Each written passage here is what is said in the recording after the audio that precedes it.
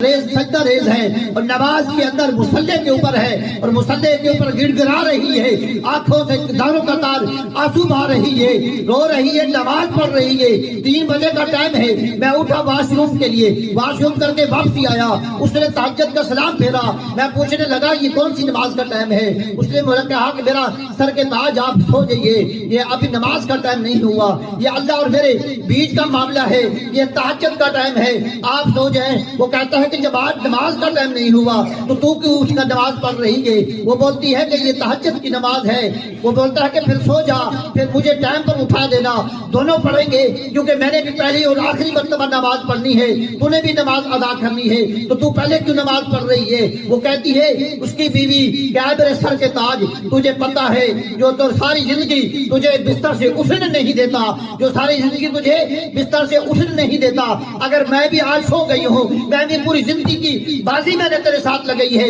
میں نے زندگی کے سارے حقوق معاف کرا دیے، تو نے مجھے طلاق کی دھمکی دی، میں خاموش رہی، تو نے مجھے کھانے پینے کی دھمکی دی، میں خاموش رہی، تو نے گھر سے نکالنے کی دھمکی دی، لیکن میں خاموش رہی۔ لیکن آج بات آ گئی ہے اللہ پاک کے سجدے ریز ہونے کی، اللہ پاک کے فرائض ادا کرنے کی، لیکن وہ جو شیطان ہے، وہ جو لعین ہے، تجھے ساری زندگی اس مصلی پر آنے نہیں دیتا، جو ساری زندگی تجھے مزے کی نیند سلاتا ہے، اگر آج وہ میں سو جاتی ہوں، وہی خبیث ہو سکتا ہے وہ لعین آج مجھے بھی پیاری نیند سلا دے، اور وہ ہو سکتا ہے میرے بھی پیٹھ پر ہاتھ پھیرے اور میری بھی آنکھ لگ جائے، صبح میں نماز کے لیے نہ اٹھوں۔ میرے سر کے تاج آج تو سو جا، ساری رات میں نے سجدہ ریز ہونا ہے، ساری رات میں نے آج عبادت کرنی ہے، ساری رات میں نے اللہ پاک کے نفل اور اللہ پاک کے تہجد کی نماز پڑھنی ہے۔ جب صبح نماز